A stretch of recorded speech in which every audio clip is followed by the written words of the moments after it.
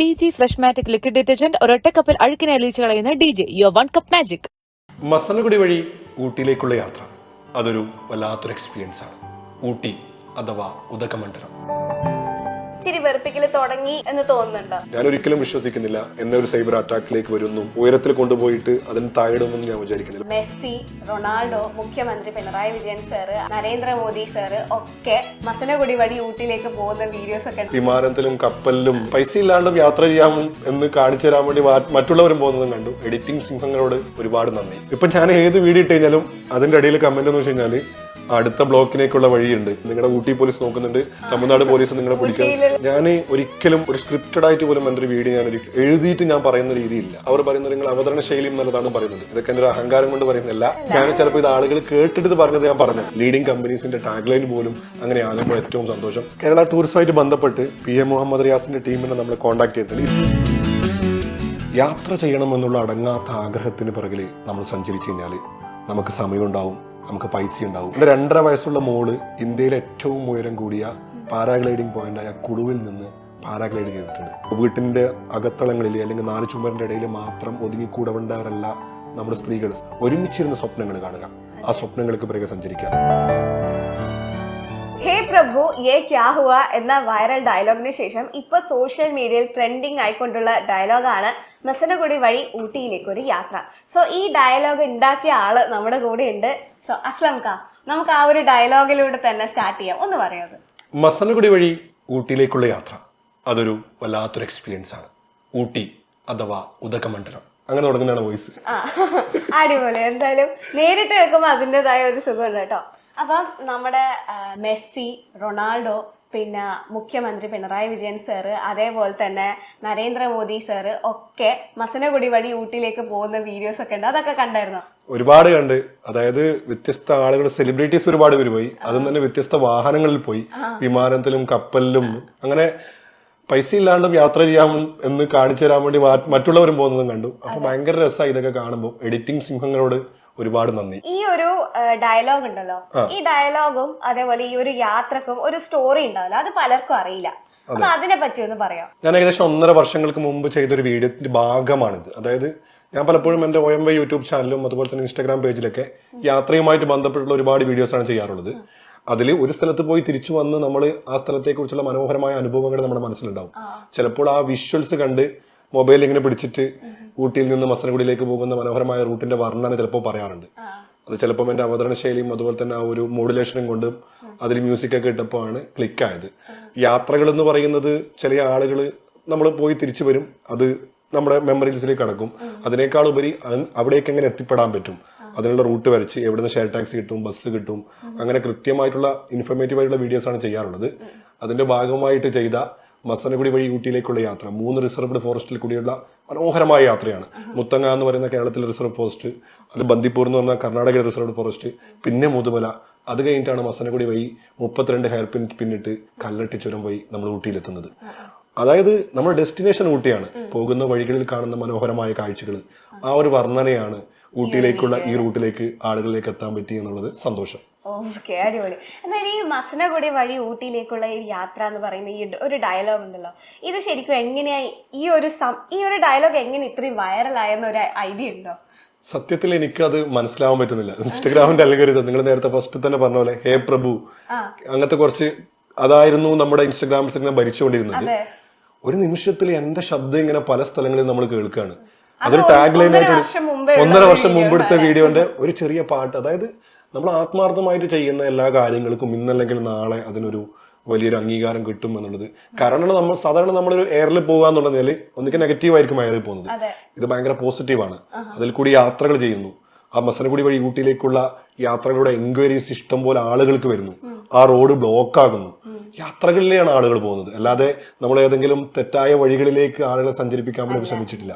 തീർച്ചയായിട്ടും അത് കാണുമ്പോൾ ഒരുപാട് സന്തോഷമുണ്ട്.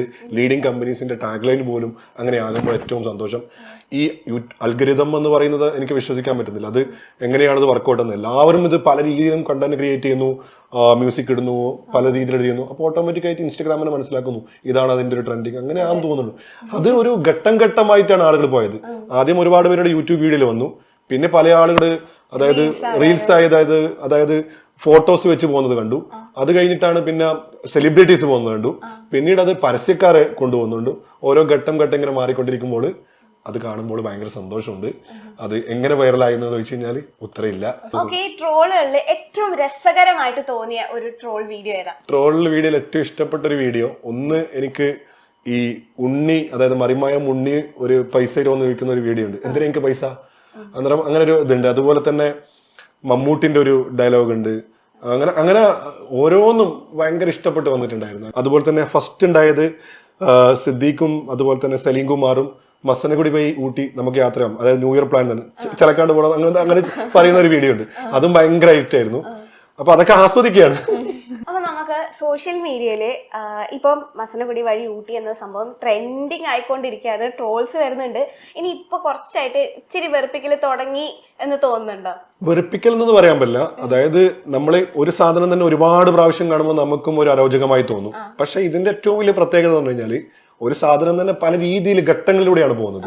ഞാൻ നേരത്തെ പറഞ്ഞ പോലെ സ്വിഗ്ഗിന്റെ പരസ്യം പോലും, സ്വിഗ്ഗിന്റെ പോപ്പപ്പ് നോട്ടിഫിക്കേഷൻ പോലും ഊട്ടിയിലേക്ക് പോയോ, മസനഗുഡി വഴി ഊട്ടിയിലേക്ക് പോയോ, ഇല്ലെങ്കിൽ അവർ ഒരു ബിരിയാണി ഓർഡർ ചെയ്യാം, അങ്ങനെ ഒരു ക്രിയേറ്റീവ് ആയിട്ടുള്ള ടാഗ് ലൈൻ പോലും പലരും വരുമ്പോൾ അതിനൊരു ഗ്രാജുവലി ആയിട്ടൊരു സംഭവമുണ്ട്. ഒരു സാധനം തന്നെ വിട്ടുവെച്ചിട്ടല്ല ആളുകൾ ചെയ്യുന്നത്.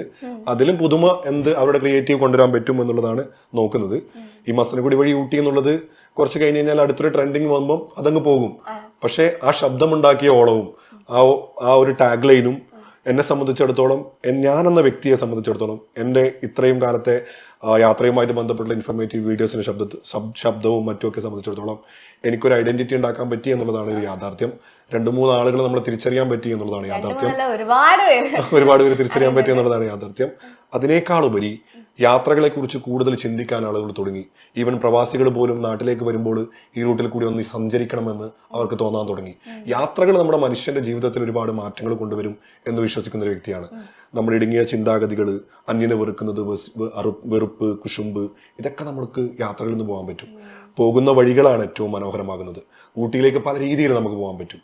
പക്ഷേ ചെന്നെത്തുന്ന ഇടങ്ങൾ, കണ്ടെത്തുന്ന മുഖങ്ങൾ, മനുഷ്യര്, മൃഗങ്ങൾ, കാട്, ഇതൊക്കെയാണ് നമ്മുടെ ജീവിതത്തിൽ ഒരിക്കലും മറക്കാൻ പറ്റാത്ത അനുഭവങ്ങൾ. ഊട്ടിയിലേക്ക് നമ്മൾ പലപ്പോഴും പോയിട്ടുണ്ട്.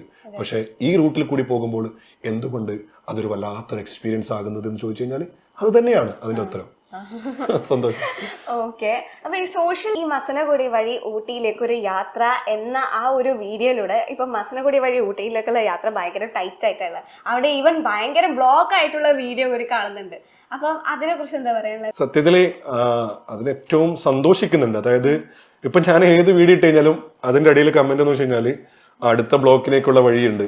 അപ്പൊ ഞാനൊരു ഇടുക്കി ജില്ലയിലെ മൂന്നാർ എന്ന മനോഹരമായ പ്രദേശത്തിൽ 1 ഡേ ട്രിപ്പ് നടത്താൻ പറ്റിയ സ്ഥലത്തെ കുറിച്ച് പറഞ്ഞു. അതിലൊരു വട്ടവടയിലേക്ക് പോകുന്ന ഒരു റൂട്ടിനെ കുറിച്ച് വിവരിക്കുന്ന ഒരു വീഡിയോ ഉണ്ട്. അതിൽ പാമ്പാടും ശോല വഴി മനോഹരമായ വട്ടവട എന്ന കേരളത്തിലെ ഏറ്റവും ഉയരം കൂടിയ ഗ്രാമത്തിലേക്ക്, കാർഷിക ഗ്രാമത്തിലേക്കുള്ള കാഴ്ച അതിമനോഹരമാണെന്ന് പറയുന്ന വീഡിയോ ഉണ്ട്. അപ്പൊ അതിൽ കമന്റ് എന്ന് പറഞ്ഞു കഴിഞ്ഞാൽ മസനഗുഡി കഴിഞ്ഞു, ഇനി അടുത്ത ബ്ലോക്ക് ആക്കാൻ പോവാണ്, ആദ്യം തന്നെ പോയേക്കളെ, ഇനി 3 മാസം അങ്ങോട്ട്. അപ്പൊ തീർച്ചയായിട്ടും ഈ മസനഗുഡി ട്രെൻഡ്, ആ ബ്ലോക്ക് കഴിഞ്ഞ് കഴിഞ്ഞാൽ നിങ്ങൾക്ക് അങ്ങോട്ട് യാത്ര ചെയ്യാൻ പറ്റും. നമ്മൾ വെക്കേഷനിലും അതുപോലെ തന്നെ സീസൺ ടൈമിലും സാധാരണ ഒരു സ്ഥലത്തേക്ക് യാത്ര ചെയ്യുമ്പോൾ എന്തായാലും ബ്ലോക്ക് ഉണ്ടാവും. അപ്പം ഇത് കുറച്ച് കഴിഞ്ഞിട്ടാകുമ്പോൾ നിങ്ങൾ അങ്ങോട്ട് പോയി കഴിഞ്ഞാൽ നിങ്ങൾക്ക് മനോഹരമായ കാഴ്ചകളും അനുഭവങ്ങളും കിട്ടും എന്നുള്ളതാണ് ആ റൂട്ടിന്റെ ഏറ്റവും വലിയ പ്രത്യേകത. ആ റൂട്ടിൽ യാത്ര കഴിഞ്ഞ് തിരിച്ചു വന്നവർ ആരും ആ യാത്രയെക്കുറിച്ചോ ആ റൂട്ടിനെ കുറിച്ചോ ഒരിക്കലും മോശമായിട്ട് പറയില്ല. കാരണം അത്ര ബ്യൂട്ടിഫുൾ ആയിട്ടുള്ള റോഡ് ട്രിപ്പ് ഇഷ്ടപ്പെടാൻ ആഗ്രഹിക്കുന്നവർ നിർബന്ധമായും പോയിരിക്കേണ്ട ഒരു റൂട്ടാണത്. അതാണ് അതിന്റെ ഏറ്റവും വലിയ പ്രത്യേകത. ഈ ഒരു ട്രെൻഡ് കഴിഞ്ഞോട്ടെ, നമുക്ക് ബ്ലോക്ക് ഒക്കെ പോവും. എന്നെ ഇങ്ങനെ പല കമന്റിൽ വരുന്നുണ്ട്, നിങ്ങളുടെ ഊട്ടി പോലീസ് നോക്കുന്നുണ്ട്, തമിഴ്നാട് പോലീസ് നിങ്ങളെ പിടിക്കാൻ കാത്തു നിൽക്കുന്നുണ്ട്, അടിക്കാനോട് കാത്തു നിൽക്കുന്ന പറയുന്നുണ്ട്. ഓക്കെ, അപ്പം അസ്ലംകയുടെ വോയിസ്, ഈ വോയിസ് ആണ് ഈ ഒരു ടാഗ് ലൈന് ഇത്രയും ഹൈപ്പ് കൊടുക്കാൻ കാരണം. അപ്പം വോയിസിനെ ഇങ്ങനെ എന്താ പറയാ പുകഴ്ത്തിക്കൊണ്ടുള്ള കമന്റ്സും പിന്നെ ഈ അങ്ങനത്തെ കുറെ കമന്റ്സ് കിട്ടിയിട്ടുണ്ടാവല്ലോ. അതെ. അപ്പം ഈ വോയിസിന് വേണ്ടിയിട്ടായിട്ട്, ഈ വോയിസ് ഓവർ ചെയ്യാനായിട്ട് അങ്ങനെ വേറെ ആരെങ്കിലും കോൺടാക്ട് ചെയ്യോ, അങ്ങനെ എന്തെങ്കിലും ചെയ്തിട്ടുണ്ടോ? സത്യത്തിൽ ഞാൻ പറഞ്ഞത്, ഞാൻ ഒരിക്കലും ഒരു സ്ക്രിപ്റ്റഡ് ആയിട്ട് പോലും എൻ്റെ ഒരു വീഡിയോ ഞാൻ എഴുതിയിട്ട് ഞാൻ പറയുന്ന രീതിയില്ല. മനസ്സിൽ തോന്നുന്നത് പറയാണ്. ആ പറയുന്നത് പോലും ചിലപ്പോൾ പാതിരാത്രി ഇരുന്ന സമയത്തായിരിക്കും എൻ്റെ മനസ്സിൽ പല കാര്യങ്ങൾ തോന്നുന്നത്. അതായിരിക്കും ഞാൻ പറഞ്ഞു വരുന്നത്. ഈ വല്ലാത്തൊരു ഫീൽ എന്നുള്ളത് ചിലപ്പോൾ എൻ്റെ അതിമനോഹരം പടച്ചവന്റെ ദുനിയാവ് ഇങ്ങനെ കടൽ പോലെ പരന്നു കിടക്കുകയാണ്, അങ്ങനൊരു നമുക്കൊരു സംസാരം. ഇതിന് മുമ്പ് കുറച്ച് ട്രെൻഡിങ് ആയിട്ടുള്ള വോയിസ് ഉണ്ടായിരുന്നു. അതിലൊരു ബുള്ളറ്റിനെ കുറിച്ച് വർണ്ണിക്കുന്ന ഒരു വീഡിയോ ഉണ്ട്. അതിൽ ഇങ്ങനെയാണ്: ഓടിക്കാൻ പഠിക്കുന്നതിന് മുമ്പ് വാങ്ങിക്കാൻ ആഗ്രഹിച്ച കുടുകുടു വണ്ടി, ഹൃദയമുള്ളത് കൊണ്ടാണ് അത്രേ ബുള്ളറ്റിന് ഡും ഡും ശബ്ദം. ഇതൊരു ട്രെൻഡിങ് വോയിസ് ആയിരുന്നു. അതിനേക്കാൾ ഒരു മറ്റൊരു വോയിസ്: വഴിയറിയാത്ത ഇടങ്ങളിലേക്ക് യാത്ര ചെയ്യണം, പേരറിയാത്തവരെ നോക്കി ചിന്തിക്കണം. ഇങ്ങനെ പേരറിയാത്തവരെ നോക്കി ചിരിക്കണം എന്നുള്ളൊരു സംഭവം. അതുപോലെ തന്നെ പ്രവാസികളൊക്കെ നാട്ടിൽ നിന്ന് തിരിച്ചു വരുമ്പോൾ ഒരു വോയിസ് ഉണ്ടായിരുന്നു. അത് നമ്മൾ ഏറ്റവും കൂടുതൽ മനോഹരമായ യാത്ര സുരേഷ് ഗോപിന്റെ ഫിലിമിലൊക്കെ ഉണ്ടായിരുന്നു. അതായത് യാത്രകളിൽ ഏറ്റവും മനോഹരമായ യാത്ര വീട്ടിലേക്കുള്ള മടക്ക യാത്രയാണ്. അത് നമ്മൾ വീട്ടിലെത്തിയിട്ട് നമ്മുടെ കഥകളൊക്കെ പറയാൻ വേണ്ടി കേൾക്കാനും ഒരാളുണ്ട് എന്ന് പറയുന്ന ഒരു വർണ്ണിക്കുന്ന ഒരു വോയിസ് ഉണ്ട്. അത് ഞാനും വൈഫും നമ്മൾ 15 ദിവസം കാശ്മീരിലും മറ്റൊക്കെ കഴിഞ്ഞ് തിരിച്ച് വീട്ടിലേക്ക് വരുമ്പോൾ നമ്മുടെ മനസ്സിൽ തോന്നിയൊരു സംഭവമാണത്. അങ്ങനെ ഓരോ നിമിഷങ്ങളും ഓരോ സംഭവങ്ങളും നമുക്ക് ഇങ്ങനെ തോന്നുന്നതാണ്. പിന്നെ പലരുടെയും ഈ വഴിയറിയാത്ത ഇടങ്ങളിലേക്കുള്ള യാത്ര ചെയ്യണമെന്നൊക്കെ ആരുടെയോ വരികളാണ്. അത് ഞാൻ അതേപോലെ. പിന്നെ ഷാഫി ഇമാം പറഞ്ഞ പോലെ എന്നുള്ളൊരു വോയിസ്. ഷാഫി ഇമാം പറഞ്ഞ പോലെ യാത്ര ചെയ്യുന്നവന്റെ മനസ്സ് ഒഴുകുന്ന വെള്ളം പോലെയാണ്, യാത്ര ചെയ്യാത്തവന്റെ മനസ്സ് കെട്ടിക്കിടക്കുന്ന വെള്ളം പോലെയാണ്. ഇത് ഓരോ വ്യക്തികളുടെ കോട്ടും ഞാൻ ചിലപ്പോൾ എടുത്ത് ചെയ്യാറുണ്ട്. അതെന്റെ ശബ്ദത്തിന്റെ ഒരു സൗന്ദര്യം പഠിച്ചവൻ എനിക്ക് എന്തെങ്കിലും ഉണ്ടെങ്കിൽ അത് അനുഗ്രഹമായെന്ന് വിശ്വസിക്കുന്ന ഒരു വ്യക്തിയാണ്. പിന്നെ അതിനേക്കാൾ ഉപരി ആളുകൾ പറയുന്ന ഒന്നെന്ന് വെച്ച് കഴിഞ്ഞാൽ നിങ്ങളുടെ ശബ്ദം ആളുകളെ ഇരുത്തുന്നുണ്ട്, അതായത് മടുപ്പിക്കുന്നില്ല.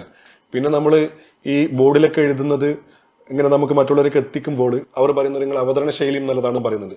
ഇതൊക്കെ എന്റെ ഒരു അഹങ്കാരം കൊണ്ട് പറയുന്നില്ല, ഞാൻ ചിലപ്പോൾ ഇത് ആളുകൾ കേട്ടിട്ട് ഇത് പറഞ്ഞത് ഞാൻ പറഞ്ഞത്. അപ്പൊ ഈ സോഷ്യൽ മീഡിയയിലെ കുഴപ്പം എന്താന്ന് വെച്ചാൽ ആദ്യം നല്ല ഹൈപ്പ് കൊടുക്കും, പിന്നെ ചെറുതായിട്ട് വിമർശിക്കാൻ തുടങ്ങും. അതിനുശേഷം ഒരു സൈബർ ആക്രമണം എന്ന രീതിയിലുള്ള ട്രോൾസ് വരാൻ തുടങ്ങും. അതിനെ കുറിച്ച് പേടിയുണ്ടോ? സത്യത്തിൽ അതൊരു യാഥാർത്ഥ്യമാണ്, നിങ്ങൾ പറഞ്ഞൊരു യാഥാർത്ഥ്യമാണ്. പക്ഷെ ഇതൊരു 5-6 ദിവസമായി സോഷ്യൽ മീഡിയയിൽ ഇങ്ങനത്തെ നിൽക്കും. ഞാൻ ഒരു ദിവസം ഇൻസ്റ്റാഗ്രാമിൽ നമ്മൾ ഒരുപാട് പേര് ഈ ഫോട്ടോ വെച്ചിട്ട് ഇൻസ്റ്റാഗ്രാം പോകുന്നുണ്ട്. ഞാൻ 2-3 സ്റ്റാറ്റസ് വെച്ചു. ഞാൻ വിചാരിച്ചത് തീർന്നിട്ടില്ല.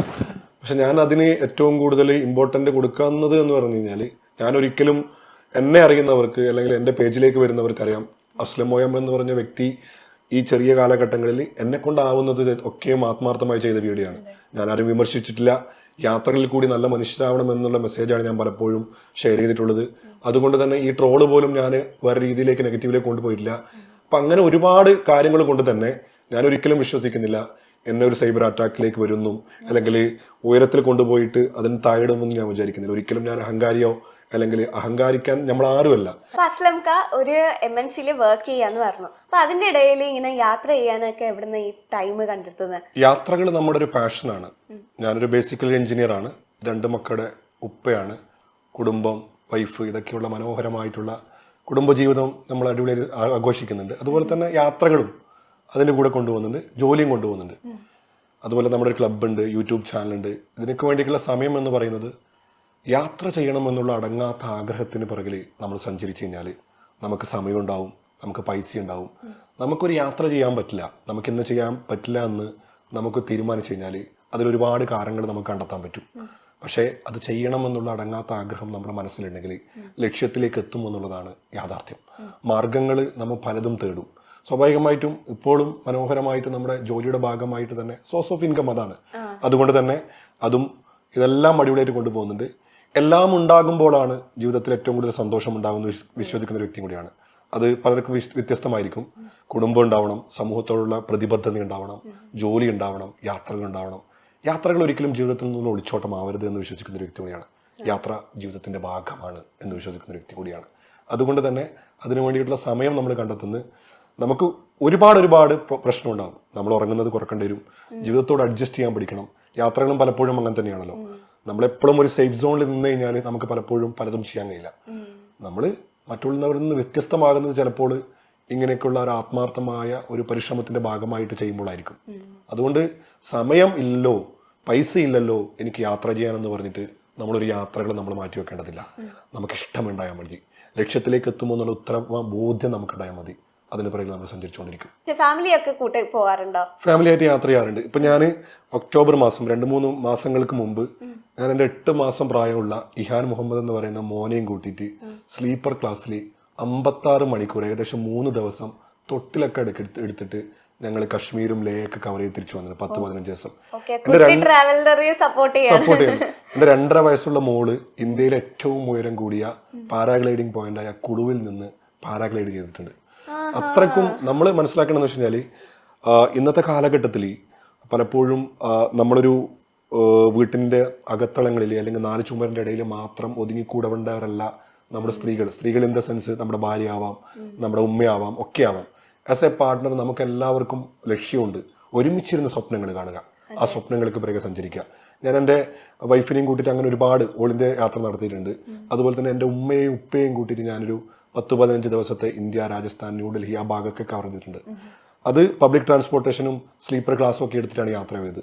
അപ്പോൾ മാതാപിതാക്കൾ എന്ന് പറഞ്ഞു കഴിഞ്ഞാൽ നമ്മുടെ ജീവിതത്തിലെ ഏറ്റവും വലിയ അമൂല്യമായ നിധിയാണ്. ഒരിക്കലും നമ്മൾ ചെയ്യുന്ന ഒരു ഉപകാരം നമുക്ക് അവർ ചെയ്ത ഉപകാരത്തിന് ഒരിക്കലും പകരാവില്ല. തീർച്ചയായിട്ടും അവരെയും കൂട്ടി നിങ്ങൾ യാത്ര ചെയ്ത് നോക്ക്, അതൊരിക്കലും മറക്കാൻ പറ്റാത്ത അനുഭവമായിരിക്കും. നമുക്ക് അവർക്ക് കൊടുക്കാൻ പറ്റുന്ന ചില നിമിഷങ്ങളുണ്ട്. എൻ്റെ ഉമ്മ മണാലിയിൽ മഞ്ഞ് കണ്ടിട്ട് മഞ്ഞിൽ വാരി എറിയുന്ന നിമിഷത്തിൽ ഞാൻ ചിന്തിച്ചൊരു ചിന്തയുണ്ട്, എനിക്ക് ഈ ഒരു നിമിഷത്തിലെങ്കിലും എൻ്റെ ഉമ്മയെ ഹാപ്പിയാക്കാൻ വേണ്ടി പറ്റിയല്ലോ എന്നുള്ള ഏറ്റവും വലിയ സന്തോഷം. നമ്മുടെ മാതാവിൻ്റെ പ്രാർത്ഥന, നമ്മുടെ കുടുംബത്തിൻ്റെ പ്രാർത്ഥന, ഇതൊക്കെ കൊണ്ട് തന്നെയാണ് നമ്മൾ പല രീതിയിലും മുന്നോട്ട് പോകുന്നത് എന്ന് ഉറച്ചു വിശ്വസിക്കുന്ന ഒരു വ്യക്തിയാണ് ഞാൻ. ഈ ഉമ്മയും ഉപ്പയും കൂട്ടിയിട്ട് യാത്ര ചെയ്തതിൽ താജ്മഹൽ കണ്ടപ്പോൾ ഉമ്മാക്കുണ്ടായ ഒരു വലിയൊരു എക്സൈറ്റ്മെന്റ് ഉണ്ട്. അതുപോലെ തന്നെ എൻ്റെ വൈഫിനെയും കൂട്ടിയിട്ട് ഞാൻ മഞ്ഞ് കാണാൻ വേണ്ടി പോയ സമയത്ത് വൈഫിനുണ്ടായ ഒരു എക്സൈറ്റ്മെന്റ് ഉണ്ട്. ഞാൻ എൻ്റെ ചെറിയ മോള് 2.5 വയസ്സുള്ള മോള് മണാലിയിൽ നിന്ന് കുടുവിലേക്ക് നമ്മൾ കാറിലിങ്ങനെ വരുമ്പോൾ ആകാശത്തിൽ ഇങ്ങനെ പറവകളെ പോലെ പാരാഗ്ലൈഡിങ് നടക്കുമ്പോൾ ബാപ്പ അതെന്താന്ന് ചോദിക്കുന്നുണ്ട്. ഞാൻ പറഞ്ഞ മോളെ അത് ആകാശത്തിലൂടെ ആളുകൾ പറക്കുന്നതാണ്. അപ്പൊ എന്നോട് അവൾ ചോദിക്കുന്ന ചോദ്യമുണ്ട്, ബാപ്പ എനിക്കും പറക്കണോ? അങ്ങനെയാണ് 2.5 വയസ്സുള്ള കുട്ടികളൊന്നും ഒരിക്കലും പറക്കാൻ സമ്മതിക്കില്ല.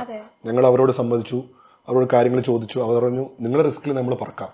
അങ്ങനെ അവളും മോളും വൈഫുമാണ് ഒരുമിച്ച് പറക്കുന്നത്. അത് കഴിഞ്ഞ് തിരിച്ചു വന്നപ്പോൾ അവൾക്കുണ്ടായ ഒരു സന്തോഷമുണ്ട്. താഴെ ലാൻഡ് ചെയ്ത സമയത്ത് ഈ പാരാഗ്ലൈഡിങ് ചെയ്യുന്നവരെ നമ്മൾ പൈലറ്റ് എന്നാണ് പറയാം. അവർ നമ്മോട് പറയുന്നൊരു വാക്കുണ്ട്, നിങ്ങൾ ഈ മോളെ കുറച്ച് വലുതായിട്ടാകുമ്പോൾ നിങ്ങൾ ഈ ഹിമാചൽ പ്രദേശിൽ കൊണ്ടുവരണം, എന്നിട്ട് പാരാഗ്ലൈഡിങ്ങിന്റെ ഇൻസ്ട്രക്ടർ അല്ലെങ്കിൽ പാരാഗ്ലൈഡിങ്ങിന്റെ പൈലറ്റാക്കി മാറ്റണം.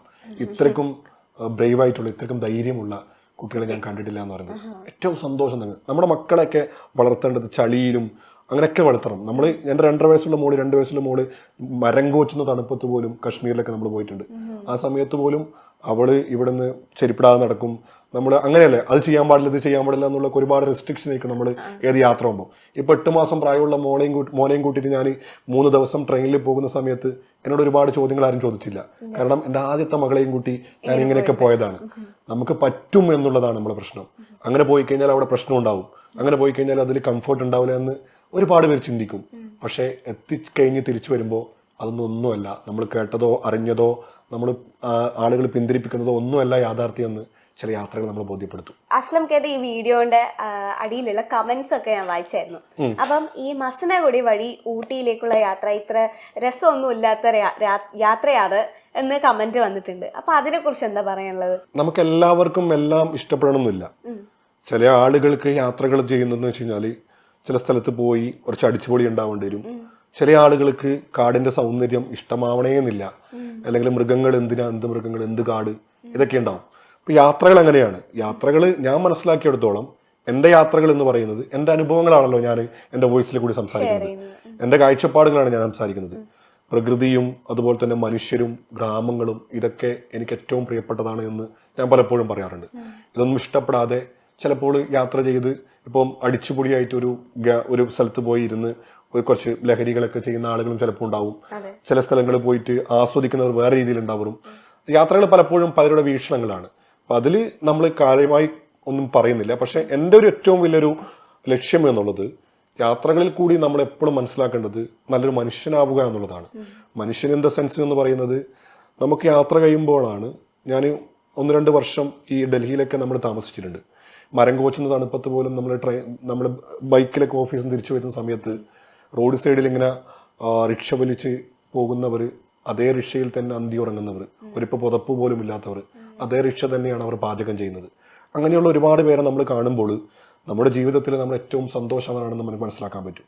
ഈ കൊറോണ സമയത്ത് പോലും നമ്മൾ ധാരാവി എന്ന് പറയുന്ന നമ്മുടെ അടുത്തുള്ള ചേരിയിൽ 1000 ആളുകൾക്ക് 3 ടോയ്ലറ്റ് മാത്രമേ ഉള്ളൂ. എന്നാൽ നമ്മുടെ വീട്ടിൽ നമ്മൾ ചിന്തിച്ചു നോക്കിയേ, എനിക്ക് എൻ്റെ വീട്ടിൽ ഏകദേശം 4-5 ടോയ്ലറ്റുകളുണ്ട്. എന്നിട്ടും നമ്മൾ പരാതികൾ മാത്രമാണ് പറയുന്നത്. എനിക്ക് വാഹനമില്ലല്ലോ, എനിക്കിതില്ലല്ലോ. ഇതൊന്നും ഇല്ലാത്ത ഒരുപാട് ആളുകൾ ഈ ലോകത്തിൻ്റെ വിവിധ ഇടങ്ങളിലുണ്ട് എന്ന് മനസ്സിലാക്കണമെങ്കിൽ നമ്മൾ യാത്ര ചെയ്യണം, അവരെ മീറ്റ് ചെയ്യണം, അവരുമായി സംസാരിക്കണം. അപ്പം നമുക്ക് ഒരുപാട് പ്രശ്നങ്ങൾ നമ്മുടെ മനസ്സിൽ നിന്ന് റിലീസാവും. നമ്മൾ ഒരുപാട് ഇങ്ങനെ ഓടുന്നത് എന്തിനാണ്? ഇങ്ങനെയില്ല ബുദ്ധിമുട്ടുകൾ, പ്രയാസം. നമ്മുടെ ജീവിതത്തിൽ ഏറ്റവും കൂടുതൽ ബ്ലെസ്ഡ് ആണെന്ന് മനസ്സിലാക്കണമെങ്കിൽ ഇങ്ങനെയുള്ളവരുമായി മീറ്റ് ചെയ്യണം. നമ്മൾ ഒരിക്കലും മുകളിലേക്ക് നോക്കാതെ താഴേക്ക് നോക്കുക എന്നുള്ളതാണ് യഥാർത്ഥത്തിൽ യാത്രകളിൽ കൂടി എനിക്കുണ്ടായ ഏറ്റവും വലിയ ഒരു മാറ്റം എന്ന് പറയുന്നത്. അതിൽ കൂടി നമ്മുടെ അഹങ്കാരം കുറയും, നമ്മുടെ അസൂയ കുറയും, നമ്മുടെ വെറുപ്പ് കുറയും. അന്യനെ വെറുക്കുന്നതും മതത്തിന്റെ പേരിലും നമ്മൾ ഡിവൈഡ് ചെയ്തിട്ടുള്ള സംഭവങ്ങളൊക്കെ മനസ്സിലാവും. കാരണം നമ്മൾ ഒറ്റപ്പെടുമ്പോൾ എന്നെ ശ്രീലങ്കയിൽ വെച്ചിട്ട് ഒരു 4-5 മണിക്കൂർ പോലീസ് സ്റ്റേഷനിൽ ഒരു ഭീകരവാദി എന്ന് പറഞ്ഞിട്ട് ജയിലിൽ അകപ്പെട്ട ഒരു നിമിഷം വരെ ഉണ്ടായിട്ടുണ്ട്.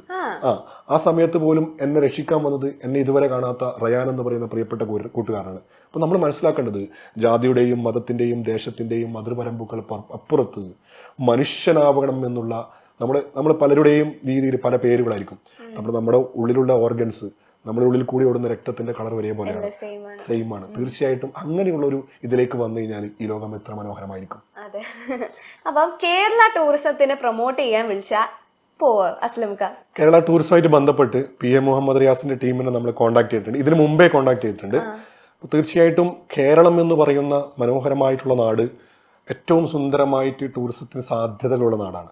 പക്ഷെ ഇതിന് ഏറ്റവും വലിയ പ്രത്യേകത എന്ന് പറഞ്ഞു കഴിഞ്ഞാൽ നമ്മൾ ഒരു ടൂറിസം മേഖലയുമായിട്ട് ബന്ധപ്പെട്ട് പ്രവർത്തിക്കുമ്പോൾ നമ്മുടെ നാട്ടിലെ ആളുകൾ വരുന്നതിനേക്കാളും കൂടുതൽ നമ്മുടെ നാട്ടിലേക്കും പുറത്തുനിന്ന് ആളുകൾ വരണം.